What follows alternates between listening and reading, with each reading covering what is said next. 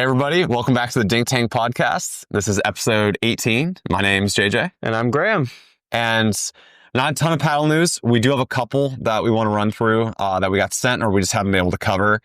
But a lot of, I think, potential discussions with two main topics for this week. And I don't know which one you want to start with. Probably Kwong. That's probably what's most recent and most notable at the moment. Yeah. So sometime last week we woke up right in the morning at like 8 a.m. Just a big post from PPA saying that Kwong Dong his contract's been terminated and he's just done for breaking. He kept going to he got a $50,000 suspension a couple months ago because he kept going to some tournaments in Vietnam. And he was going to all these events. That was kind of when it was stirred up that he might be going to Proton as well. Yeah. Because he was wearing some Proton gear, playing with Proton paddles. In the Masters. And that was when he was still with Selkirk. Mm. And so he got in some hot water with Selkirk, and then he got in hot water with PPA. And then he signed a massive deal with SidePick. Yep.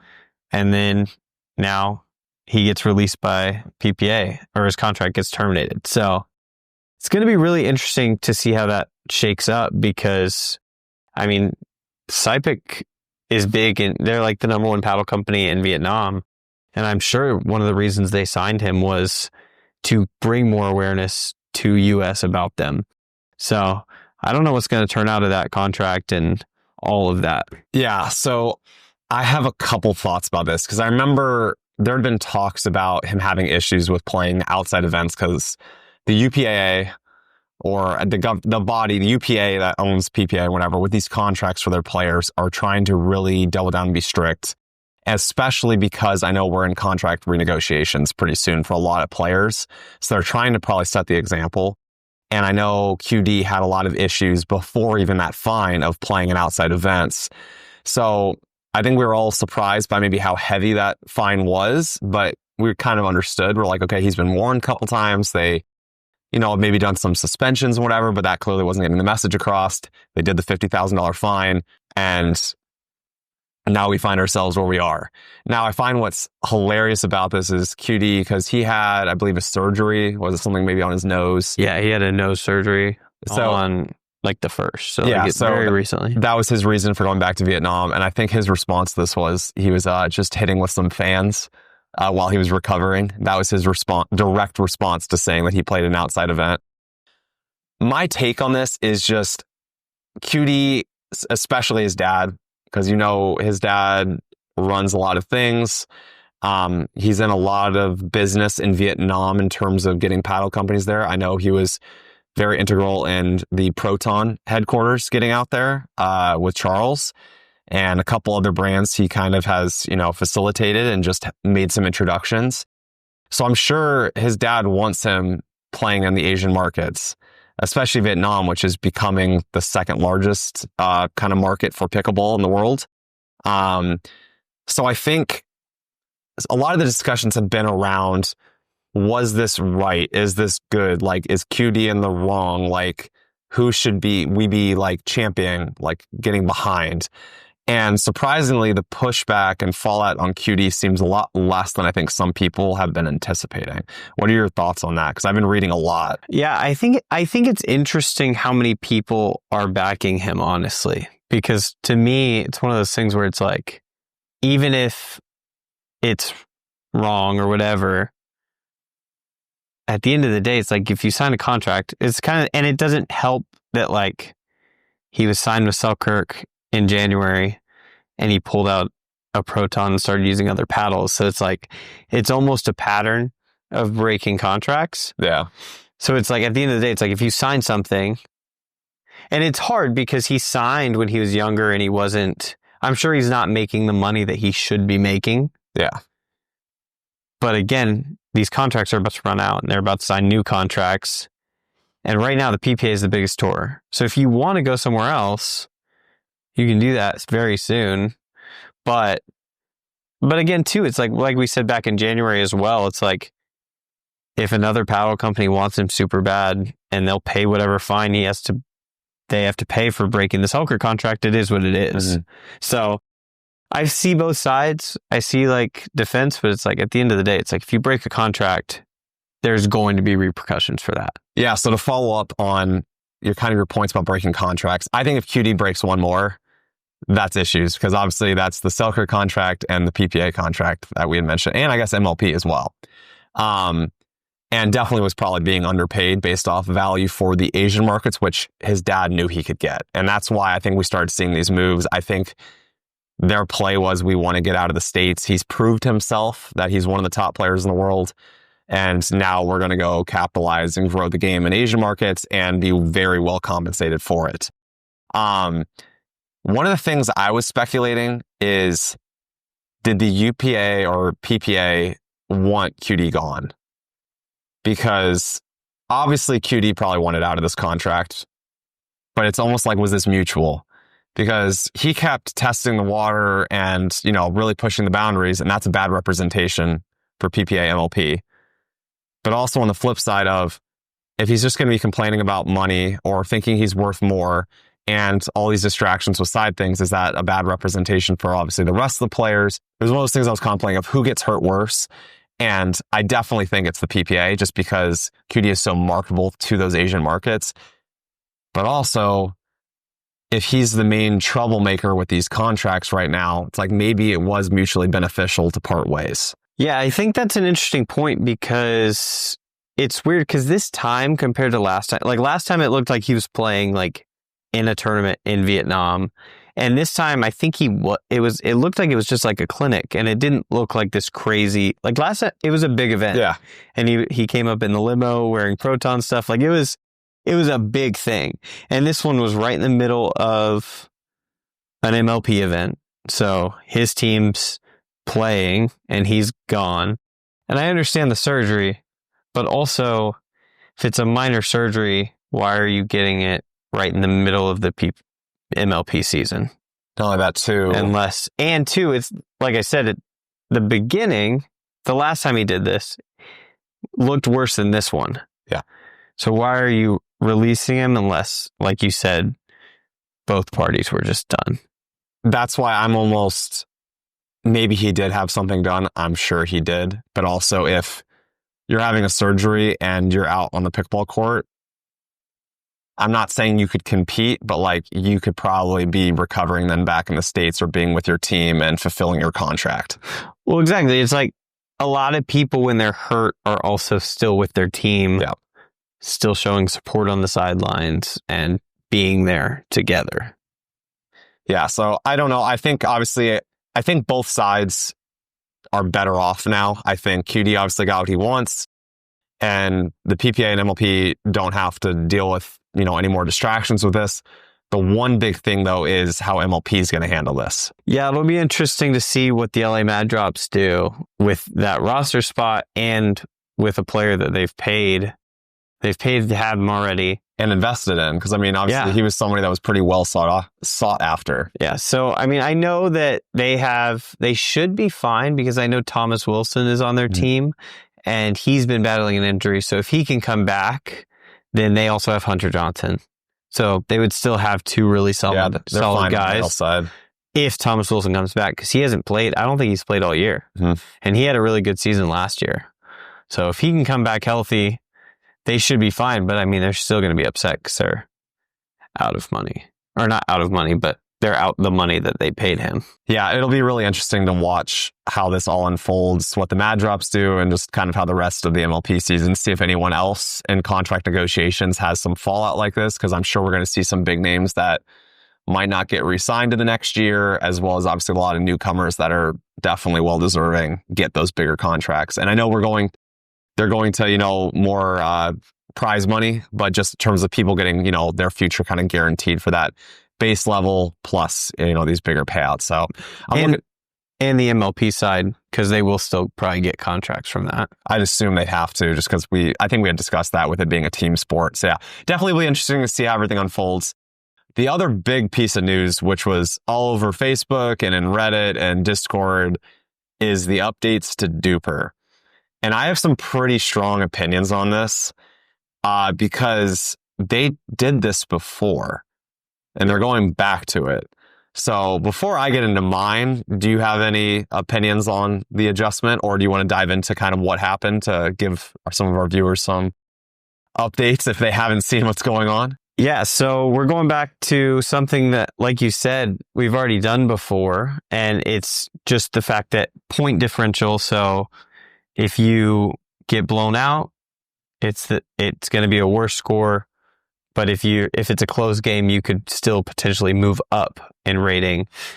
And if you don't destroy someone, that's worse than you. That's worse than you. You could go down even if you win. Which that's my first biggest issue. Yeah. So I have a couple things I've been hearing. The two biggest complaints is, one, I don't like the fact of if you win, and like, let's say you win handedly. Like, you could win 11-6 or 11-5, and I consider that like you took care of business, like you controlled that match, you probably got on a run, you didn't let them come back. The thing that we'll have to see is at what point in the algorithm DUPR assigns that you have to score a certain amount of points. Because if it's unreasonable, I might have some issues. But in tournaments, you should be, playing to your full potential. You should be trying to win by as much as possible. It's a tournament. It's not rec. We're going to come back to that because there's some other reasons of why I don't think this is as big of a deal for at least people in Arizona that I know. But, and I'd love to hear if this differs in other parts of the country because I'm sure it does. But if you win, I don't think your DUPR should go down. I don't think it should go down if you win at all. If you lose and you kept it close, so if you're a 4-0 and playing maybe against 5-0s and you lost 9-11, I do think you should go up. I know there's been some pushback of people saying like you shouldn't improve your DUPR score if you've lost. I completely disagree with that because I think that incentivizes, one, for people to play up or just to play better competition, to not sandbag.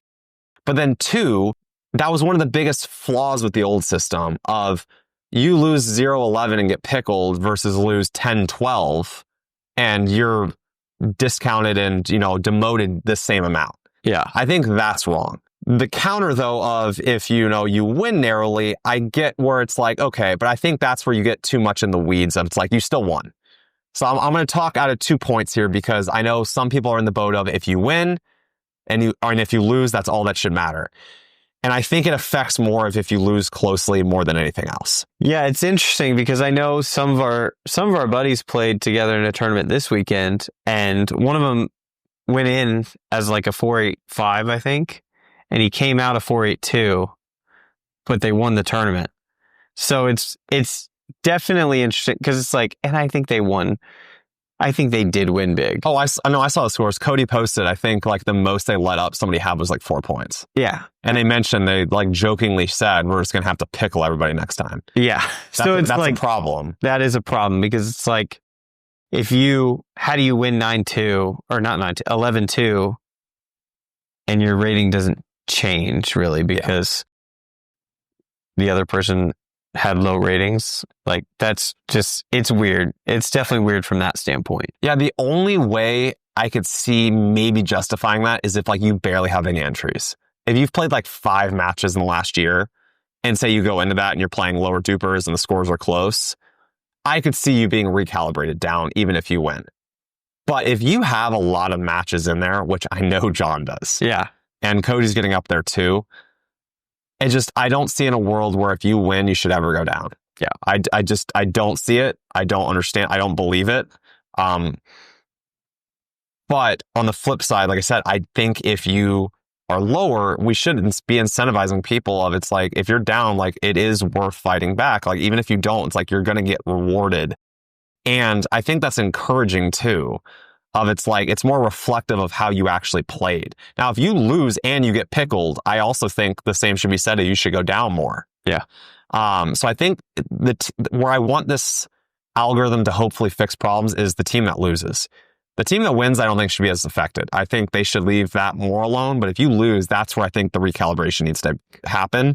Because I think it's more reflective there. Because obviously, you can only score 11 points. I think one thing that's hard is that like people are always like, oh, well, DUPR sucks and this sucks and this sucks and this sucks. It's like at the end of the day, everything sucks unless you're constantly playing matches that get logged. Yeah. Which a lot of these people who are saying like, oh, this sucks is playing. And I mean, us included, like we don't play a ton of tournaments in a year. Like we may play 4, 5, 6 max. Couple PPAs, and we'll play 4 to 6 matches in those. Yeah. So we're playing a few tournaments a year. There's drastic change on how you play and how much better you get throughout the year. Yeah. So it's like, and two, who you're playing. Because a lot of these other people are also only playing 3, 4. I mean, a lot of people out here in Arizona, like who play the PPAs, they're only playing the PPAs when they come to Arizona. Yeah. Most people are not traveling to tournaments. Yep. Maybe you're in a league, maybe you're not. Maybe you play at the park and then you play one tournament a year. Yes, DUPR sucks because it has no information on how you play. You touched on a point, which is my biggest problem with DUPR. And it's something that I think has been joked about for a while of, is a 5-0 in Arizona, a 5-0 in California, a 5-0 in Minnesota, a 5-0 in Florida. Like, how does that translate? Because I do think it's very different. And on that topic, we have some friends that play league at our local park. Their DUPR, very inflated, or at least was at one point. That grouping does not dictate the DUPR they were at in terms of nationally or even in the state. That was their ranking within that league. And if you only play that league, that's not reflective of outside. So it's like DUPR's great in bubbles because I think and it makes sense. It should, because you're playing the same people over and over. You're playing matches and it's going to rank you accordingly. The problem is if you don't play outside that bubble, it is not reliable. Not to mention if you play in a bubble, you know how everybody in the bubble plays. So there's some people who probably are 5-0s who we can play pretty well with, but that's because we know what they're going to do. Yeah. Because we play with them a lot. So it's like, and even if they are 5-0s, it's not the same if you know what they're going to do. And not only that too, another big point with this is a rep game that counts for DUPR getting logged, or league, for at least in my experience, I would say this is the case for most, is very different than like a PPA event. Yeah. Your nerves are going to be a lot higher in that PPA event than they are at your local park playing your local league or at your local club. And those go in having the same amount of weight in the algorithm. So it just, I don't know. The best, DUPR is a good system. The problem is people just don't play enough and play outside their local, friend group, club, whatever, enough. The people that travel and that have, play a couple tournaments a year and play probably in 3 states have probably the most accurate DUPR, in my opinion. People that play in one bubble in one city, you're not going to have as accurate. Now, it's going to be just as effective in your community because, again, you're ranking up against everyone you play against. So that is a good indicator. The problem is if you say, oh, I'm a 4-4 or a 4-5 or whatever, and like, you can't fathom that you might actually be a 4-7 or you might actually be a 4-3. That's where I think some of the internet's getting a little upset right now. And where maybe you're seeing some recalibration. So I think that is DUPR's bigger issue. It's not this algorithm and the point differential. However, I'm glad it's back. I think it's a better representation all around of the matches.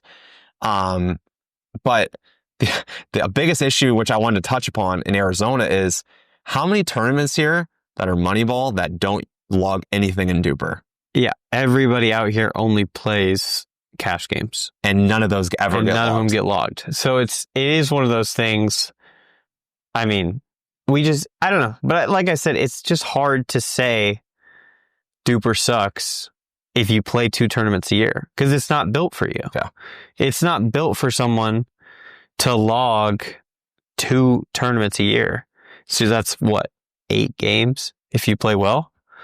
Like, how can you represent someone off 8 games? The perfect example to this, and I've heard a couple people try to touch upon other sports, is golf with the handicap. Because some other things I've heard as well is like, should we have separate DUPRs for age groups or, different categories, different types of tournaments, since tournaments have those select groups?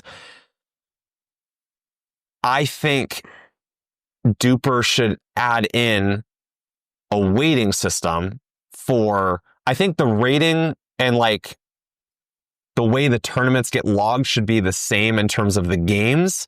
But I think the weight that those might get added into your DUPR should vary if you play in a different age group.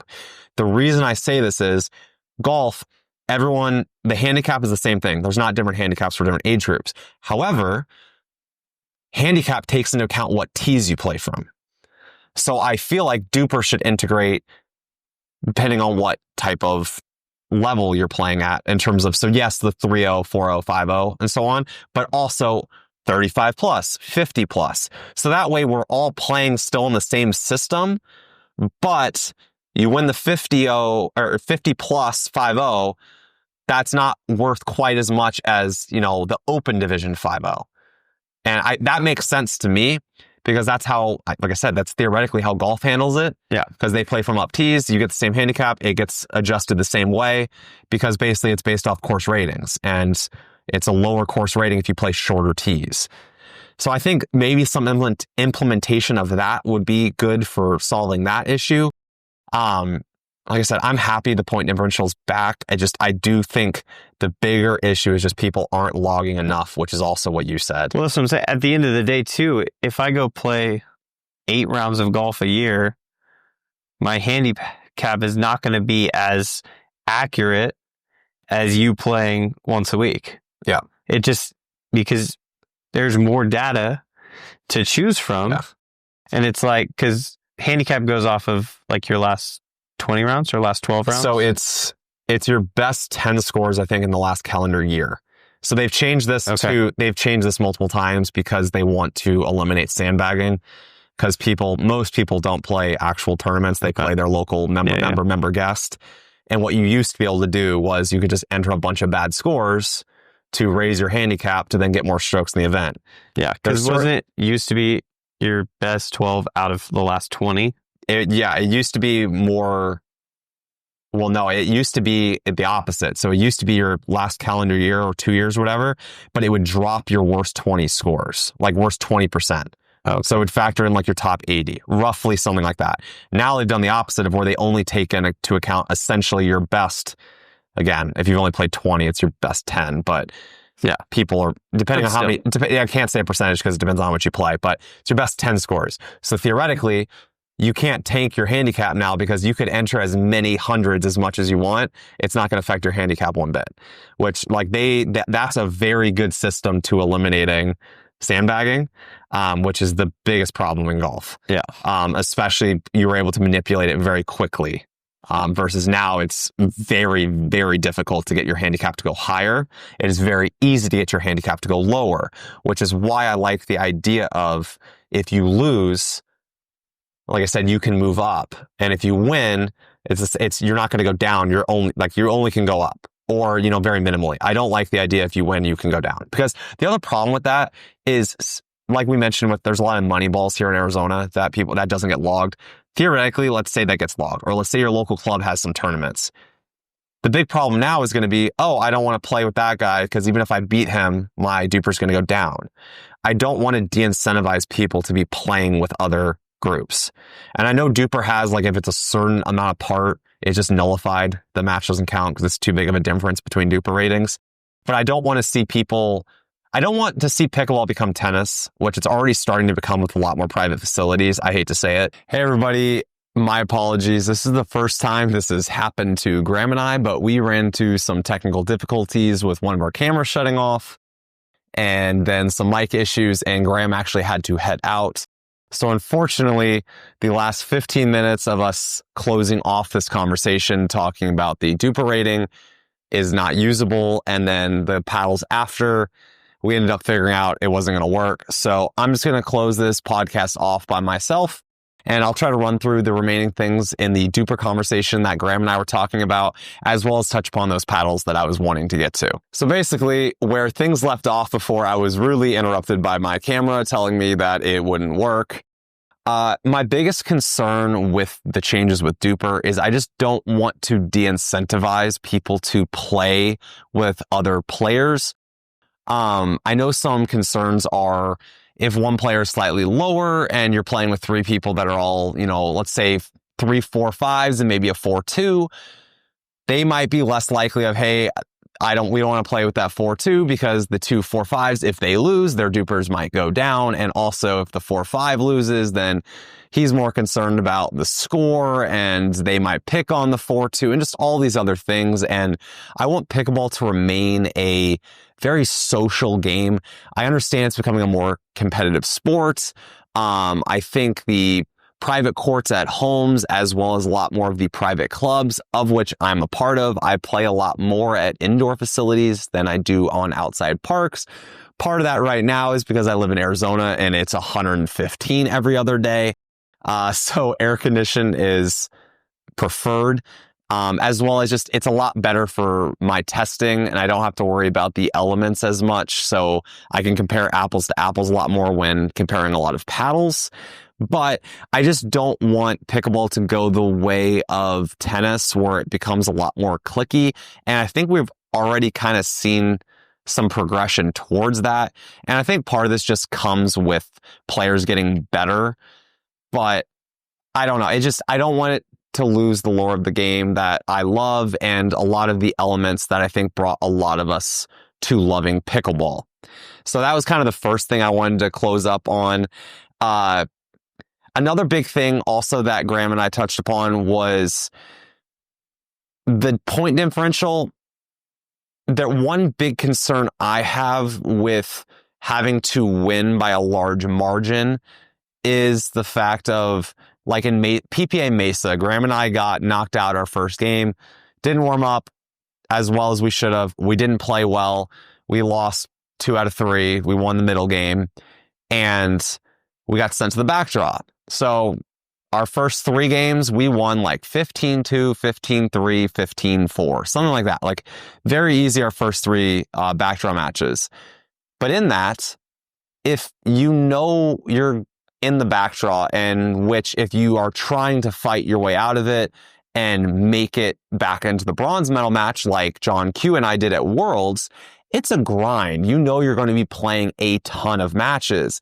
So if you find yourself in a match like Graham and I did, especially in the first 2, and one we were playing a father and son, we know we're probably not going to lose that game.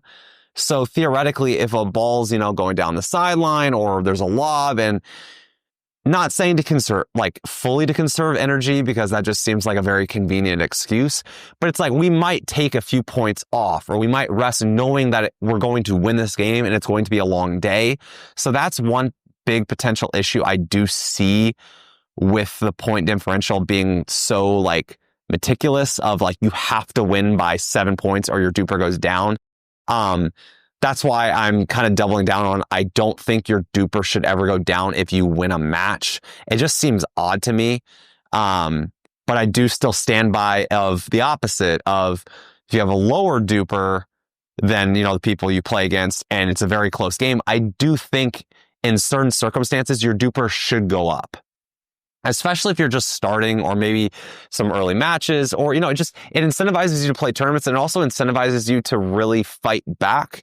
But then if you're the better players and you're in control, you're not like, I have to win 15-1 or I have to win 11-0 against some lower ranked players. I think that adds a level of pressure that's just unnecessary. And again, it takes away from the game of you're more focused on the score versus the game. So I just see some potential issues with that. It'll be really curious to see I'll be really curious to see like what happens on the Pro Tour, because I know there's a couple players that are up in like the high mid 7s. And I believe we're capped at 8. One thing I'm not too familiar with, so if anyone is, please feel free to drop this down in the comments. I love corresponding with comments. I love discussion. I think this will be one that will have a lot of opinions based on the QD situation and on the DUPR situation that's unfolding for us. But what would be the issue with expanding DUPR above 8? because I know tennis has a similar rating system, and I come from golf. So golf, everyone's on the same handicap. Doesn't matter. And pros are like +8, +9s. The best I ever got was like a +4.2. I'm at like a +2 right now. Probably should be more around like a +1 or just scratch. I don't play quite as much. I'm playing a lot of pickleball, although I do have some tournaments coming up. So I'm sure you'll be hearing a little bit more of that on the podcast. But back to the point of the handicap system works great in golf because everyone's judged on the same scores and every course has a course rating. But because of that, it has the ability to be very across the board of even. Now people can debate the course ratings aren't correct on certain courses, but for the most part, everyone kind of plays on a level playing field of every course is adjusted to the same scale. And then you play that course.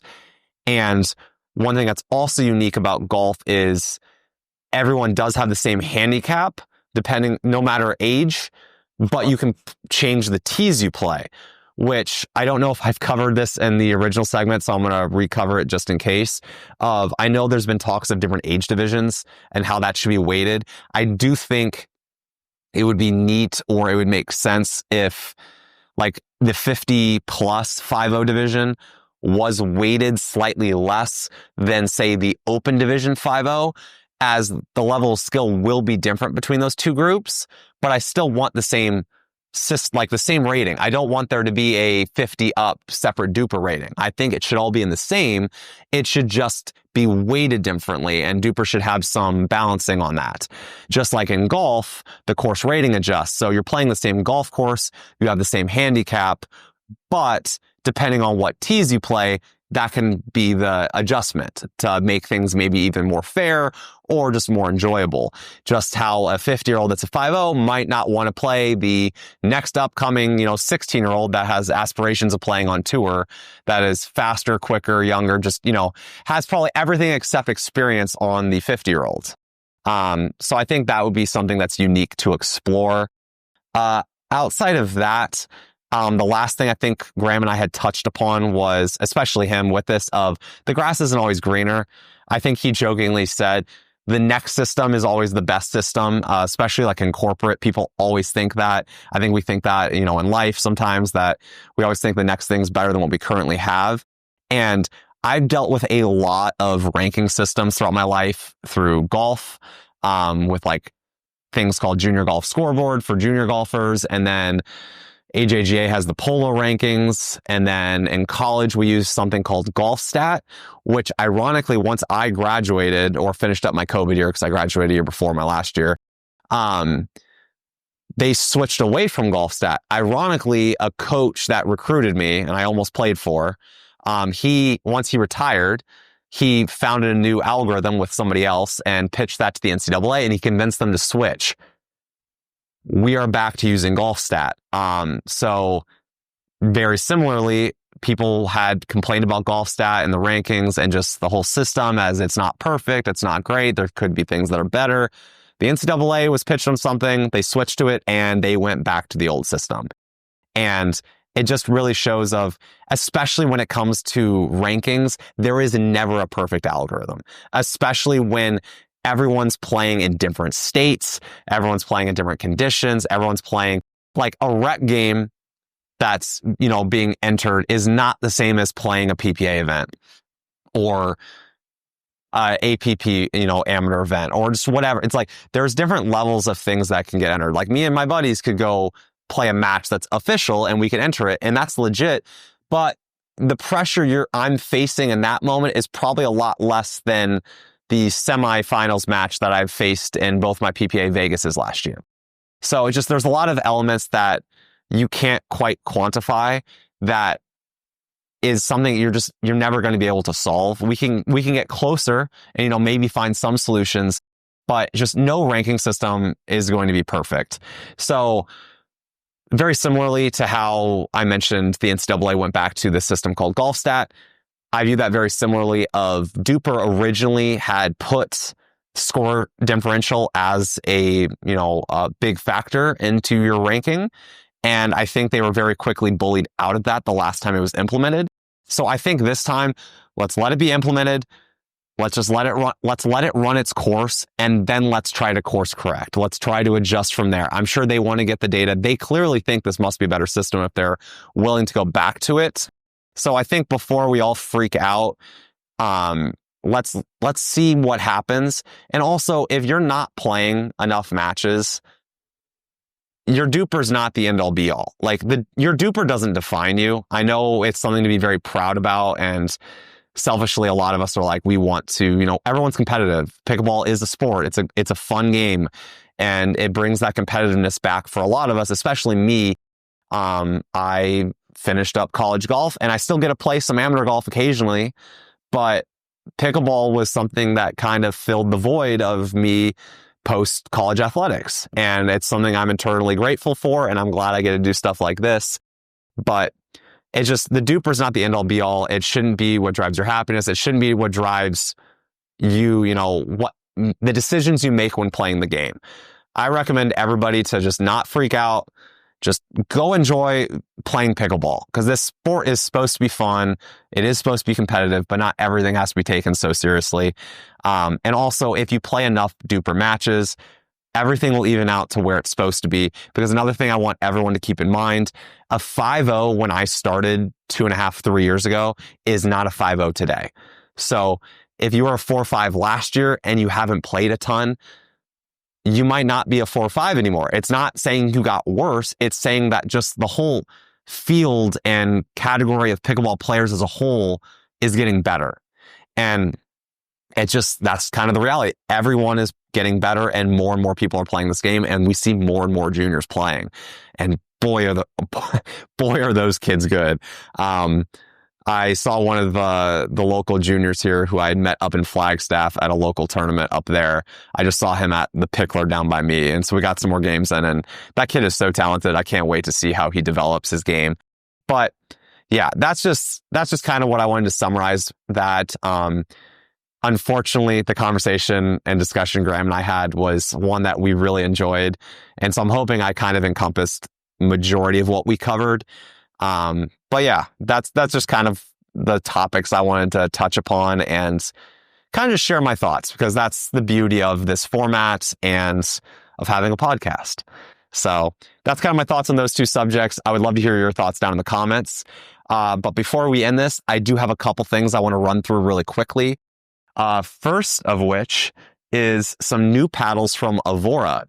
And so they released the Rhapsody, which is a 13 millimeter, which is a wide body standard shape paddle. And the originator or founder of this company, I believe, came from Pro Kennex Pickleball. And basically he sought out to make the perfect pickleball paddle, which is why this paddle is the shape it is. And I can truly and honestly say this paddle, when I originally got sent it, I was not expecting anything crazy. Given the shape, I did expect a good sweet spot. And virtually the entire paddle face of this paddle is the sweet spot. It is phenomenal. It is Gen 1, so it doesn't have some of the newer tech, but we've seen companies like Paddle Tech obviously succeed with older technology if you perfect it and you fine tune it.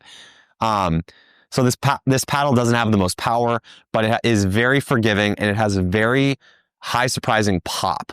I was very surprised with my put away power on my flicks. Not so much on drives, but it was plenty. It wasn't something where I'm like, wow, this thing hits like a pillow. I definitely would put it kind of like all court, maybe aggressive all court. The main reason why I didn't cover this fully was I knew they were coming out with 2 more shapes. And so I might mispronounce these, so I apologize. But they have the elongated, which is the Revia. And then we have the hybrid, which is the Reville. And just some quick specs on these. The elongated, the swing weight comes in at 114 and the twist weight comes in at 5.77. And for the hybrid model, the swing weight is 105 with a twist weight of 7.1. And obviously, if you guys watch this channel, you know I and Graham love the elongated. I was really, really excited for this. And I will have to say I was slightly disappointed with it, just because I think I was expecting a little bit more of the feel and performance from the original Rhapsody. That's not saying this is a bad paddle. I think it just didn't quite live up to what I was expecting. My expectations were pretty high for the sweet spot. And I was just thinking that power and, pop might be a little bit better with the leverage of this paddle having a longer handle. The one thing I will say though is, actually before I get to that, I think the biggest letdown though in comparison to the Rhapsody and these other two shapes is the sweet spot just isn't quite as good. It's definitely better on the hybrid than the elongated. But just given the shape and kind of the design, I expected that sweet spot to just maintain a little bit given kind of the engineering process they put into this paddle beforehand, and especially coming from the Rhapsody, which they already had produced. Now getting into what I was about to say is I did experiment with weight. I did 0.5 gram per inch all the way around the perimeter, as well as I actually started with 0.25 grams per inch. I had to find some golf lead for that, as I don't think anyone, or Braden from Pickleball Effect, offers that currently. And it's also super thin, which was really nice. As I usually don't wrap the entire paddle. I know players on tour like Annalie Waters has, and I know paddles like the original C45 Hybrid 14 millimeter. I had put weight virtually all the way around it at one point. All that to say, the power and the stability definitely got better with weight out of the way around. And as I mentioned, these paddles come in super light, low swing weights. So there's plenty of room to customize with these paddles. If I'm being completely honest, I was just a little bit underwhelmed by the new shapes. I am still a huge fan of the original Rhapsody. The only issue I ever heard about the original Rhapsody was just how thin the neck tapers is. I heard a couple of people had some worries just of that it breaking at that handle on some overheads, especially if you come from tennis and you have a wicked overhead. I do not. I played ping pong, and that's about it for my racket sports background. So I'm still working on getting that power. It does look like that was slightly solved and improved upon with these, with having just a little bit thicker going into the body of the paddle. But yeah, I don't know. I think I'm going to continue to mess around with these, as I really appreciate what Avoura is doing for pickleball and doing something slightly different. Every company wants to innovate, but it takes guts to kind of launch something with this. And I will say, and I mean this honestly, I have seen several of these in the wild, which is definitely something I can't say about every smaller brand or mid-sized brand that's on the market. And the players that had it absolutely loved it. So I definitely want to continue playtesting these new Avouras. I'm going to try some new weight setups. If I find anything that sticks that drastically changes the performance, I'll give an update on the podcast maybe next week or the week after. But yeah, those are kind of just my thoughts on the Avouras. I'll probably post some shorts on this as well, just some quick reviews. But yeah, just wanted to make sure I covered that, as I did get these a little bit late. So I was wanting to make sure I put enough games on these where I had enough confidence in my takes or first impressions to really kind of give you guys my thoughts on these paddles. But next, I don't think Graham and I originally planned to cover these. And I will hopefully have the review out on this before I post this podcast. If I did not, something went terribly wrong. But these two, which we briefly covered last week, I am really, really loving the Alpha Pro Power. It's everything I wanted the original Power series to be. And if you watched my review, I'm sure you heard that. But just kind of wanted to summarize again, in case you haven't seen any of that and you're only watching this or maybe stumbled upon this channel. These are basically the exact same paddle. It's different feel. So the original Power series, this paddle blew up. It was super hyped. Almost every reviewer loved it. I know a ton of the public loved it. They sold out within minutes. Had a great price. Gen 3 paddle. Better durability than what we had seen from some other paddles. I have heard of some issues from players that consistently break pretty much everything. They can break this. But for your average player, these have been holding up very well for Gen 3 paddles. Then comes the Alpha Pro Power. And the reason why I want to really talk about this paddle is because I loved the performance of the original Power Series. I just didn't play well with it. It wasn't the type of feel or feedback that I like from my paddles. I didn't play like terribly with it. I really struggled in higher level games with my control with it. I just couldn't get comfortable, specifically in my soft game. Like my serves and my drives, for the most part, I felt pretty confident in. But yeah, I never was able to get fully comfortable. And then I heard 11Six24 was going to revise it. Now, the biggest thing I will just say, as I don't want to go fully into what I said in my review, but basically they did change the core.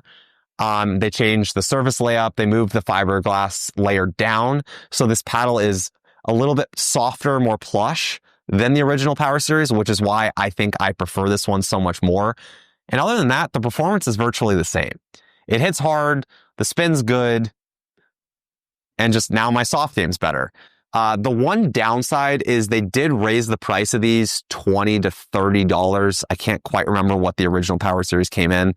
But with discount code, you can get this for $190. My code for 11Six24 is JJPB. So if you want to check it out and save some money. The one thing though they did change is the new Alpha Pro Power line has a 1-year warranty over the original 6-month warranty on the original Power Series. That might get changed, so we'll see if there's some price variability or if these two meet in the middle. I know that's being discussed possibly in the background, but for now, this is just a slightly different feeling version of the original Power Series. So if you weren't a fan of the original and you wanted it to be a little bit softer, you'll probably love this. But if you like the original, there's really no need to check this out unless you just want something that's slightly different or you want to refresh, you want to try something new, because I know there's a bunch of paddle nerds out there just like me that any new release, you want to try it out. And I know the 11Six24 fan base is huge and very strong.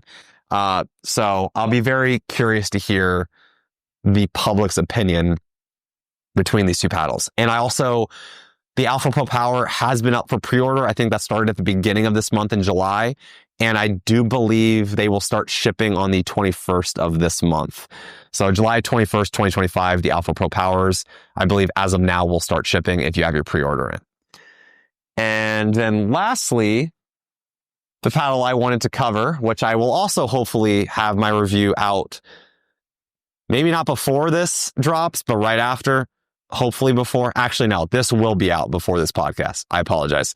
It's hard to keep track of everything when I film things out of order. But basically, this thing I will continue to say is awesome. I don't think it's necessarily like the best paddle all around on the market, but for a foam power paddle, as of right now, this is your best option. The J2 NF, I think, would be a close second. This definitely hits harder, but the NF specifically hits the hardest of those three, especially in comparison to the FC Plus. But that's a hybrid. They don't have their J7 yet, and even if they come out with the J7, that's not your typical elongated shape. In my review and also in my play testing, I found a lot of comparisons to the Proton Flamingo. Specifically with the handle length. The handle length they advertise is 5.3. I did put an overgrip on this on one of my units, and I was able to get it a little bit higher. The way this neck tapers, you can wrap it higher to get it to 5.5, but it is something where it's not a true 5.5 inch handle. So if you have really large hands, or you really rely on your tuies, you might find a little discomfort in that. But I didn't find too much issues with it. I'm used to it enough on my Proton Flamingo. But especially in the soft game, I noticed a lot of familiarities. But the thing I said in my review is basically, when I first got this paddle and I first started playing with it, it really reminded me of the Mod TA15. And don't get ahead of yourselves when I say that. When that paddle breaks in, that thing's a rocket launcher. This should not get to that, and I don't think will. This paddle, just a brand new mod, and the way people love that feel and the power it has when it's new and not broken.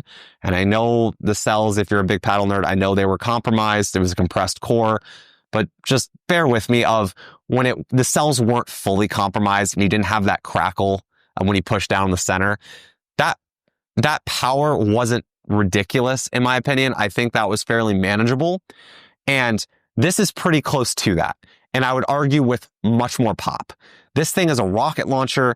It's really fun to play with. If you're someone who really, really relies on like ultra precise shots and really good touch, I will say this paddle has some variance in the way that the ball might come off the face. But if you play an aggressive style, or you want a power paddle and you want to have fun, which I know a lot of people out there do, I think this should really be on the top of your list of a paddle to check out, especially if you like elongated. And with this paddle coming in at, I believe, $190 before discount code, I think $165, $170 after. I'll have my affiliate link down in the description, as I do not have a code with them. Too many code ripoff websites, so they've transitioned away. So I would greatly appreciate it if you want to check this paddle out to use my link. But of course, you don't have to. Just make sure you're saving money. Don't pay full price if you can support a creator. But yeah, this is a paddle that I've absolutely been loving. I want to continue to shout it out until there's a reason not to. But so far, I haven't found a reason not to. This paddle's a blast, and I think a lot of people are going to enjoy it. And Body Helix has been sending Ram and I a lot of paddles for the past 6 months to a year. And we've been intrigued, and we've liked some of them. We've liked some of what they've done. They had a really good Gen 3 paddle, but it was a little too late and it just didn't stand out.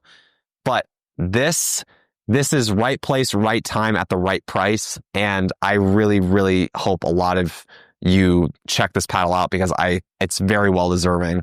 And it's just filling a void for a power paddle that's core won't break because it's all foam. And it's not just a solid like slate of foam like we saw with the 008s or the blue cores. There are cutouts in this, and there's a layer of fiberglass very similar to the true foams. So just the feeling of this paddle is just a lot better compared to a lot of the other foam paddles. My favorite two on the market right now, and it's not even close, it's the J2 NF and this are the closest feeling to like poly honeycomb paddles, or like Gen 2, Gen 3, specifically Gen 3 paddles that I've seen in all foam paddles. So if you like that feedback and a little bit, more feel, I'm not saying it's identical to a Gen 3, but it is much, much closer than what we have seen from a lot of the other foam options on the market. I will have a comparison video out comparing my top 5 very soon, but as you can imagine, this one's going to be very high on that list. So highly recommend you guys check this out. I do know this is up. This has been up for pre-order at the time of me filming this, but this paddle will be out by the time that this podcast airs. So yeah, highly recommend to check it out. And then the very last thing I have is from one of my favorite companies in the pickleball space. This was a product that they made that I thought was phenomenal. The problem was the price. And that's because the court caddy they have, which I use pretty much daily. And I know the owner just did a bunch of stuff on social media, which you could definitely go find, of trying to destroy the FORWRD court caddy. Formerly Kitchen, this is still the old logo. They're now have rebranded to FORWRD, just in case you didn't know. But he drove trucks over the court caddy, dropped it off cliffs, he was doing everything to it. And that bag really held up. And it's a very expensive product, so I can't recommend it for everybody. But if you really value premium and you like the minimalistic design, you like the sleekness, or you just want to pay for one bag and know it's going to last you a long time, this is something that's very familiar to people that are in like the camera space. Of camera bags are extremely expensive. Now they carry much more expensive items in terms of lenses and camera bodies.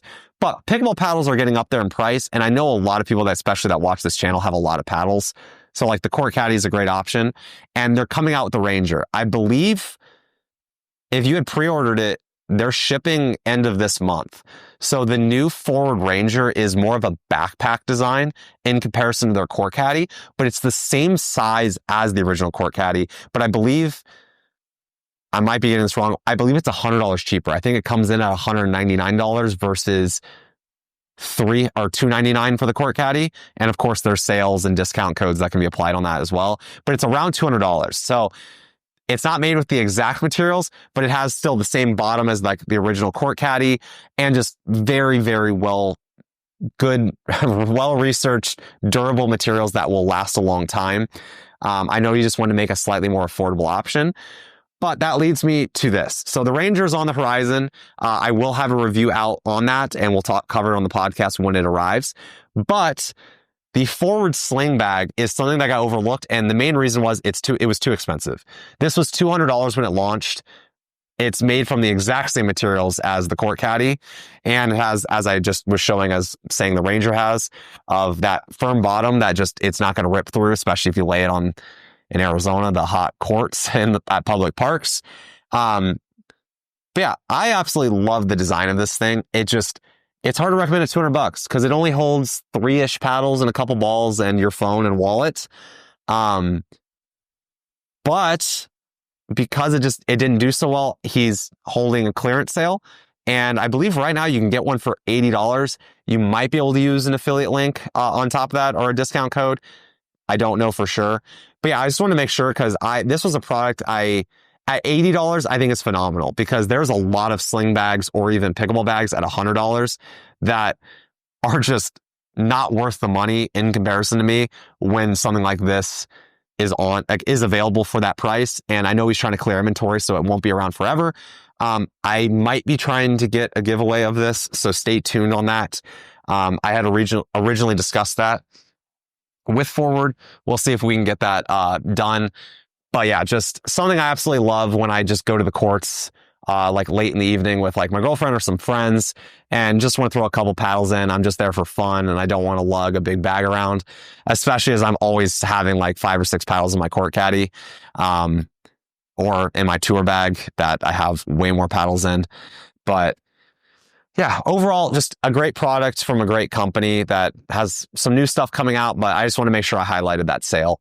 But outside of that, I probably rambled on a little bit more than I wanted to. I apologize. I just had a lot of thoughts, and this is also the first time I've done kind of a solo pod since Graham isn't here to cut me off or cut in. But I hope you guys enjoyed this episode, especially the discussions at the beginning. I would love to hear your guys' opinions down in the comments on those two subjects, as well as if there's any paddles that you guys are really looking forward to that are coming out this month, because as everyone's been mentioning, there are so many. It has been so hard to keep up with everything. I'm trying to play test everything as much as possible so I can relay accurate information as well as accurate first impressions. But I appreciate you guys sticking around. Thank you guys for watching. And Graham and I will catch you in the next one. Thanks.